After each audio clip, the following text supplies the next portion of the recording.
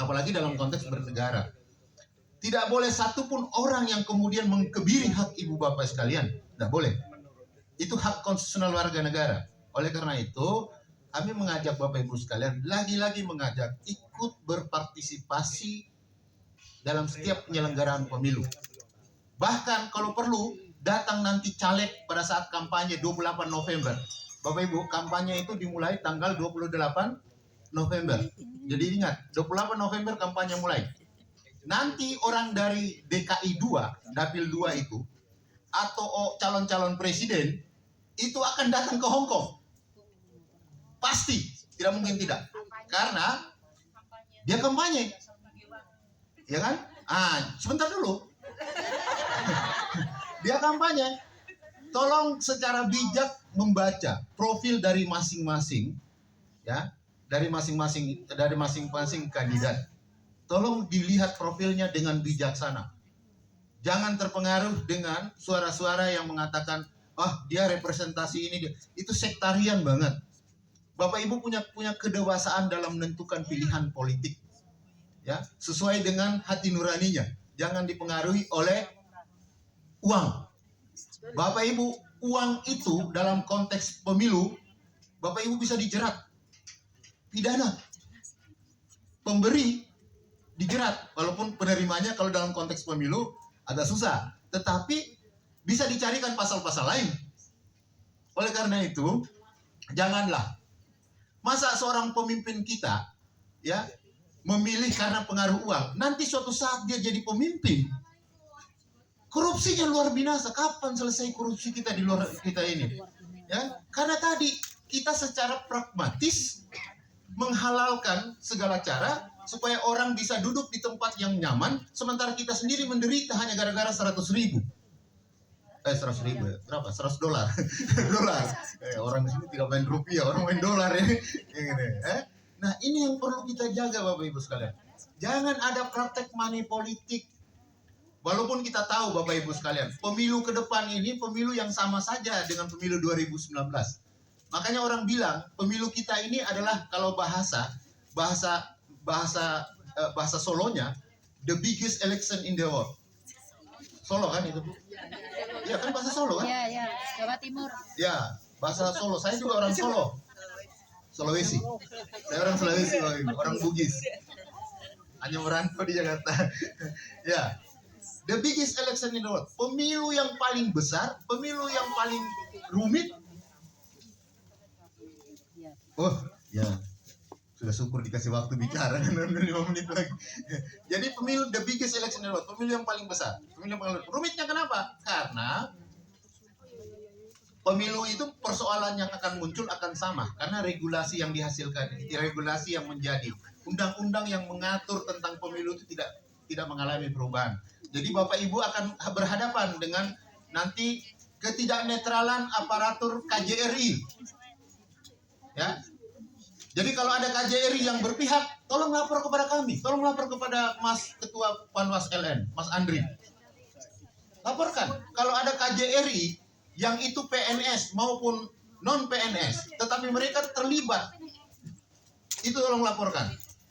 Ya.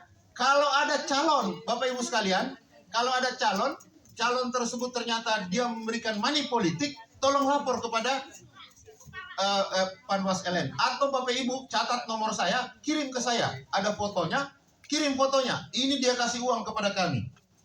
Kami akan melakukan penindakan karena ada Gakumdu di sini.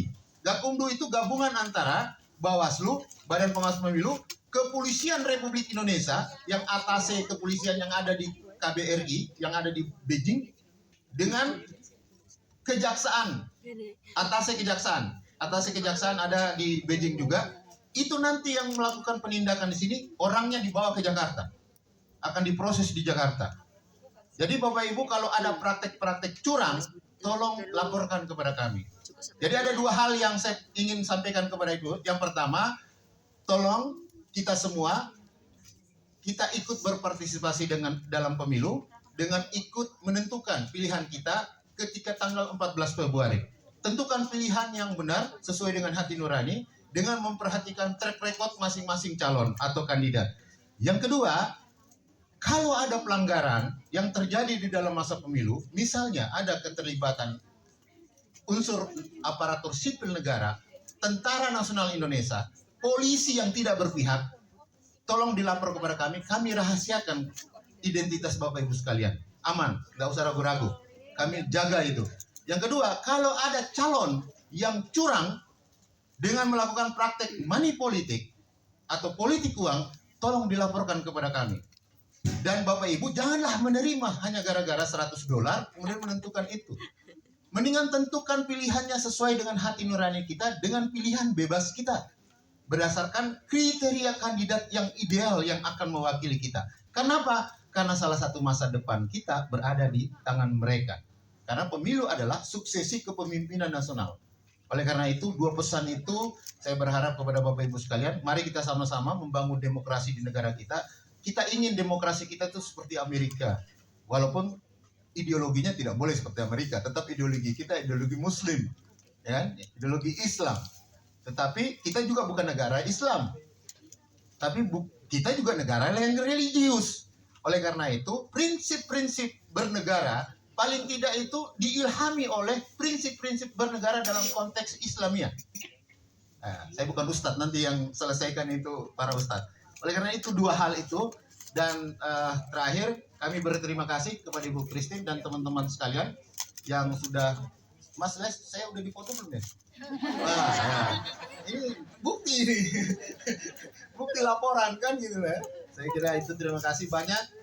Saya berharap Bapak Ibu sekalian sehat selalu, dalam keadaan sehat, selalu semangat dalam mengemban pekerjaan, dan mudah-mudahan bisa kembali ke Indonesia berkontribusi bagi negara kita. Mari kita sama-sama membangun negara kita menuju negara yang baldatun thayyibatun wa rabbun ghafur.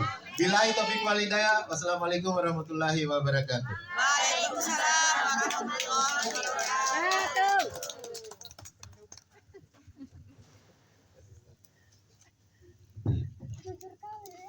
Terima kasih kami sampaikan. Semoga apa yang disampaikan oleh Bapak Dr. Bakhtiar Baital bisa bermanfaat untuk kita semua. Dan kita semua sebagai kebangsaan warga Indonesia, mari kita menyanyikan lagu Indonesia Raya bersama-sama. Kami mohon untuk berdiri sejenak.